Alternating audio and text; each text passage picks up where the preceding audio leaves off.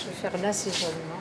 Thomas, tu peux me mettre le magret 2 secondes au frigo là en attendant. J'ai fait de la cuisine parce que mon mari a repris une petite affaire familiale. Donc je me suis lancée là-dedans sans rien connaître de la cuisine.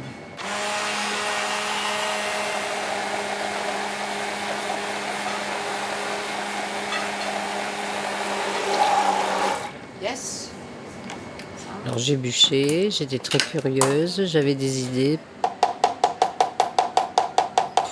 Ma belle-mère m'a beaucoup aidée puisque c'est elle qui m'a appris la cuisine en fait, à mes débuts. C'était une cuisine très généreuse, mais bon, moi j'avais une autre perception. Ça c'est du foie gras confit dans la graisse de canard. Dès que j'ai pu voler de mes propres ailes, j'ai fait la cuisine que j'aimais. Et on va associer. La cuisine que j'aime, c'est une cuisine un petit peu qui me ressemble, intuitive.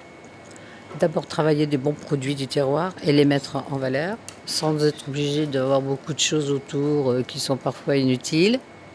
Une cuisine plus légère, parce que comme j'étais une femme, je faisais quand même attention à la ligne de ces dames.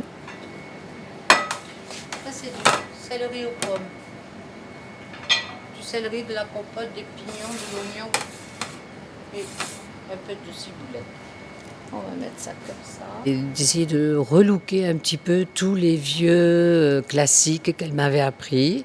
Et donc, avec mon imagination. Hein. Et puis, j'ai fait beaucoup de recherches dans les livres.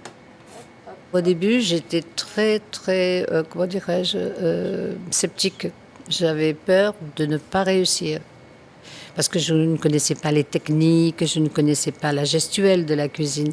Et ce sont des amis cuisiniers qui étaient étoilés Michelin, qui venaient manger souvent. Et on va mettre un petit chips de pain.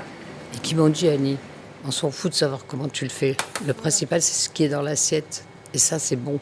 Et alors, moi, j'ai dit, puisque c'est comme ça, je fais la cuisine à ma façon. Et je pense que le résultat est pas mal. Vous êtes prêts à partir là? On peut commencer à installer le programme.